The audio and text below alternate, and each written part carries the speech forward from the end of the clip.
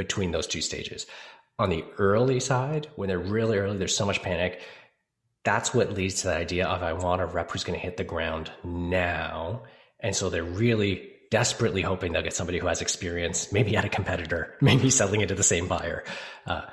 Groups where they're a little bit more mature recognize that, hey, that pipeline is super important. So in both cases, the frontline sales reps see the value right away. They're getting on board right away. In the second use case, in that second kind of slightly more mature company, they get a chance to see the forest for the trees. They recognize that they're going to have an easier time getting ahead of the curve and bringing people in and leveling them up earlier on in their journey, as opposed to just giving them a quota and hoping they succeed. Yeah. I'm with you.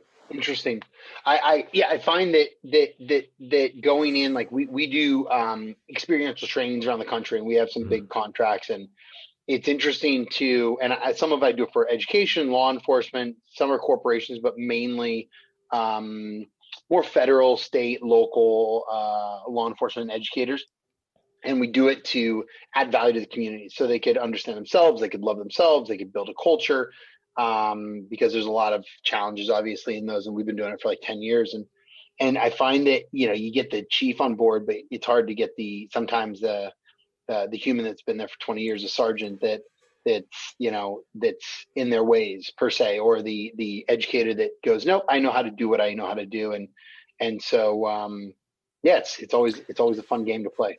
I like that you bring it up in that context. And so I should share my bias on this, because the reality is in the tech space, every head of sales feels like their job is on the line all the time. The average tenure for a VP of sales is less than 17 months, which means for every person who's been there for more than 2 years, there's people who've been there for less than a year.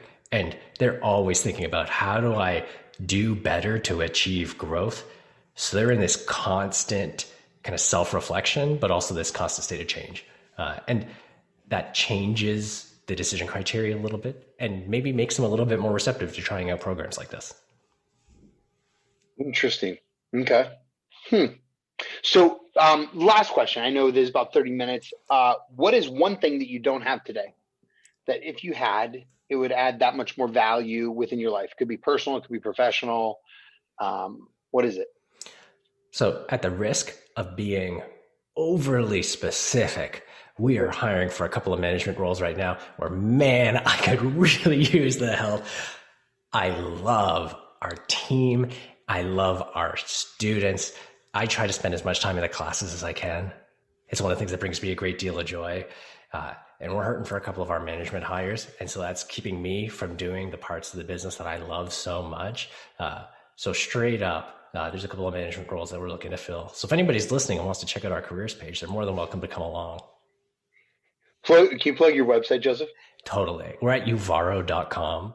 The careers page is under About, or if somebody wants to join the program, there's a big red apply now button on the top. I absolutely love it. I appreciate your time today. Appreciate what you're up to, how you're building companies. I'd love to come visit at some point, or get lunch with you, take you out to lunch, pick your brain more, have you come speak to our kids. So we'll do it that way so I can come down to the warmer weather. How's that sound, Daniel?